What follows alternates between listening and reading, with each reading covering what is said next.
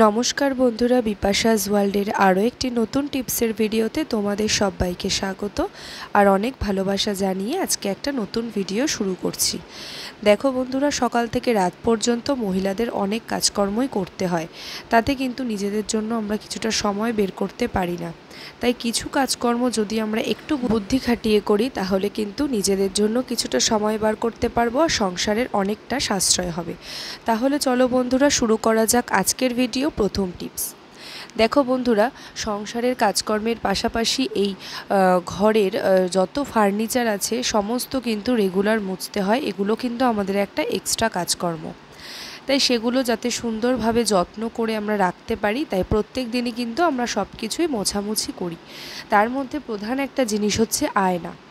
দেখবে আয়নার এই কাজটা কি হয়, দুদিন পর পর ঝাপসা হয়ে যায়, ধুলো তো পড়েই। তারপরে যদি বাড়িতে ছোট বাচ্চা থাকে, এটা ওটার হাতে কিন্তু আয়নাগুলো ধরে ফেলে, তার ফলে কিন্তু খুব বাজে একটা দাগ হয়ে যায়, সেটা দেখতেও খারাপ লাগে। আর বিশেষ করে বাচ্চারা দেখবে জল খেলো সেই হাতে ধরলো, এখন শীত শীত পড়েছে ওরা ক্রিম মাখে সেই হাতেও আয়নাটাকে এসে ধরে ফেলে, বিভিন্ন খাবার দাবার খেয়েও কিন্তু আয়নাটা ধরে ফেলে। তার ফলে কিন্তু আয়নাতে দাগ হয়ে যায়, শুধু যে ময়লা পড়লেই হয় সেটা কিন্তু নয়। তাই আমরা যদি এই কাজটা করতে পারি, আমরা কিন্তু প্রত্যেকেই বাজার চলতি যে কলিন কিনতে পাওয়া যায় সেটা দিয়েই কিন্তু আমরা আয়না পরিষ্কার করি। এখন থেকে যদি আমরা এই পেপার দিয়ে আয়না পরিষ্কার করতে পারি, দেখো বন্ধুরা, এরকম পেপারের একটু টুকরো হলেই হবে।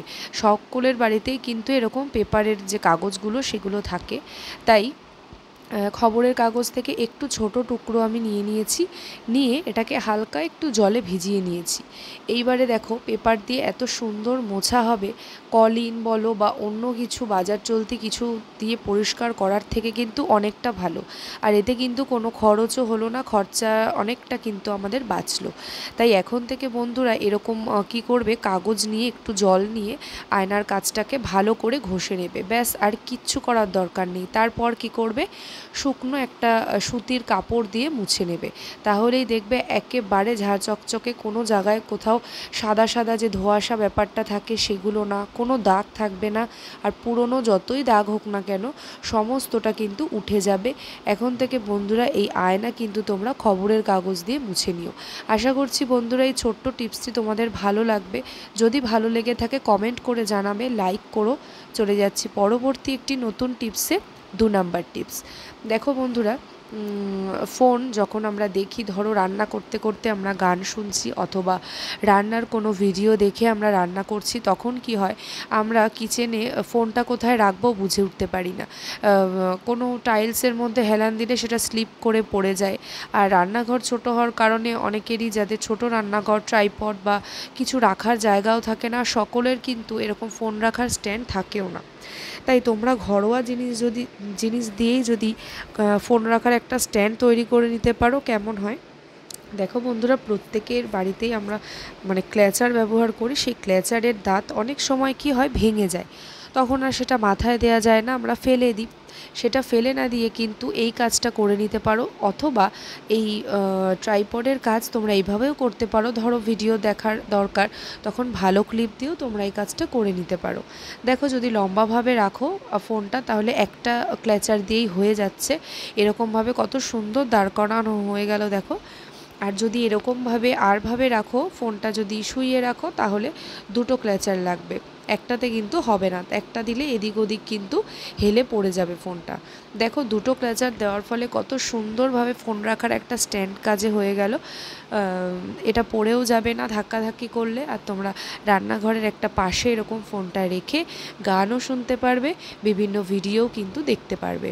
আশা করছি বন্ধুরা এই টিপসটা তোমাদের ভালো লেগেছে। এখন থেকে পুরনো কোনো ক্ল্যাচার ফেলে না দিয়ে বন্ধুরা ফোন রাখা স্ট্যান্ডে এরকমভাবে কাজে লাগিয়ে নিতে পারো। ভালো লাগলে লাইক করো। চলে যাচ্ছি পরবর্তী একটি নতুন টিপসে। 3 নাম্বার টিপস, দেখো বন্ধুরা, কি হয়, এরকম স্টিলের গ্লাস তো আমরা প্রত্যেকেই ব্যবহার করি। অসুবিধে হয় কি, এই স্টিলের গ্লাসে যখন আমরা গরম জল ঢালি, অথবা ধরো অনেকে আছে স্টিলের গ্লাসে চা খেতে পছন্দ করে, আগেকার দিনে প্রায় অনেকেই আছে কিন্তু লিকার চা এরকম গ্লাস ভর্তি খায়, সেই কারণে এরকম স্টিলের গ্লাসে কিন্তু নিয়ে খায়। তখন কি হয়, গ্লাসটা প্রচণ্ড গরম হওয়ার কারণে দেখো কত ধোঁয়া উঠছে, একেবারে গ্লাসটা গরম হওয়ার কারণে এটা কিন্তু কোনোভাবেই ধরা যাচ্ছে না। তাই একটা দারুণ টিপস শেয়ার করব বন্ধুরা। তার ফলে কিন্তু তোমরা গ্লাসটা যতই গরম হোক না কেন ধরতে পারবে, তোমাদের হাতে কোনো রকম ছ্যাঁকা লাগবে না। আর কি হয়, এই রকম গ্লাসগুলোতে কিন্তু কোনো হাতলও থাকে না, হ্যান্ডেল দেয়া থাকে না, সেই ক্ষেত্রে এই গ্লাসগুলো ধরতে সত্যি খুব অসুবিধে হয়। তখন কি করবে দেখো, এই যে এরকম গার্ডার নিয়ে নিয়েছি, এই যে চুল বাঁধার যে গার্ডারগুলো একটু মোটা জাতীয়, সেই রকম গার্ডার নিয়ে নেবে। নিয়ে কি হবে দেখো, এই বুড়ো আঙুল আর এই তর্জনী দুটো আঙুল দিয়ে তোমরা যদি গ্লাসটা ধরো গার্ডারের ওপর রেখে, তাহলে কিন্তু একেবারেই গরম তাপ হাতে লাগবে না। দেখো ওই গার্ডারটা ছোট, ওটাতে হবে না, এরকম একটু বড় গার্ডার দরকার হলে আর একটা সামনে দিয়ে নেবে। তার ফলে কি হবে, তোমরা খুব সুন্দরভাবে তাহলে সবকটা আঙুল দিয়ে গ্লাসটাকে শক্ত করে ধরতে পারবে। আর একটা গার্ডার দিলেও অসুবিধে নেই, দুটো আঙুল দিয়ে দেখো কত সুন্দর করে কিন্তু আমি গ্লাসটা ধরেছি। আশা করছি বন্ধুরা এই টিপসটা তোমাদের খুব ভালো লাগবে। আর টিপসটা কিন্তু সত্যিই খুব কাজের। এরকমভাবে কিন্তু গরম গ্লাস তোমরা খুব সহজেই ধরতে পারবে, কোনো তাপও লাগবে না। আশা করছি বন্ধুরা টিপসটি তোমাদের ভালো লেগেছে। ভালো লাগলে কমেন্ট করো। পরবর্তী টিপসে চলে আসলাম 4 নাম্বার টিপস।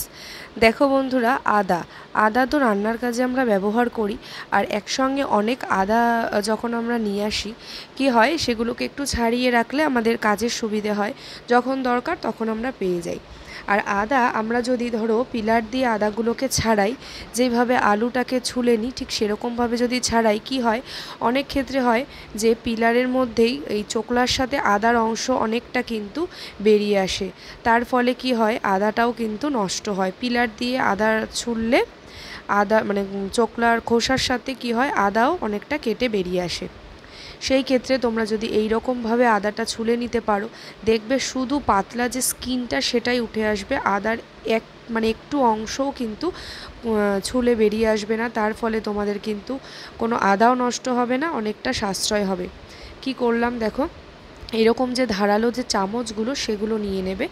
গোল একটু ভোঁতা জাতীয় চামচ নিলে হবে না, বুঝতেই পারছো। চামচটা দেখে চামচের ওপরের অংশ নিচের অংশ সমস্ত অংশ দিয়ে তোমরা এই কাজটা করতে পারো, কারণ চামচটা একটু ধারালো টাইপের আছে, ভোঁতা নেই।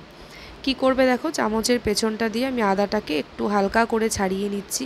আর আদার খোসা পুরো না ছাড়ালেও চলে, হালকা করে কিন্তু এরকমভাবে ছাড়িয়ে নেবে। দেখো কত সুন্দর আদার খোসাটা উঠে আসছে, একটু আদাও কিন্তু নষ্ট হচ্ছে না, শুধুমাত্র এর পাতলা স্কিনটাই উঠে আসছে। তো বন্ধুরা এই রকমভাবে তোমরা বিভিন্ন ধরো টিভি দেখতে দেখতে এই কাজটা করে নিতে পারো। তার ফলে যদি কাছে বাচ্চা থাকে, তাহলে ছুরি কাঁচি এগুলো নিয়েও বসতে হবে না। শুধু তাই নয়, এই রকম চামচ দিয়ে তোমরা লতিও ছুলে নিতে পারো। যখন বাজার থেকে লতি আনা হয়, এনে তোমরা ফ্রিজে না, বাইরেই 2 দিন রেখে দেবে, প্লাস্টিক করে বাইরে রেখে দেওয়ার পর কি হবে, লতির যে চামড়াটা সেটা কিন্তু একটু শুকিয়ে আসবে।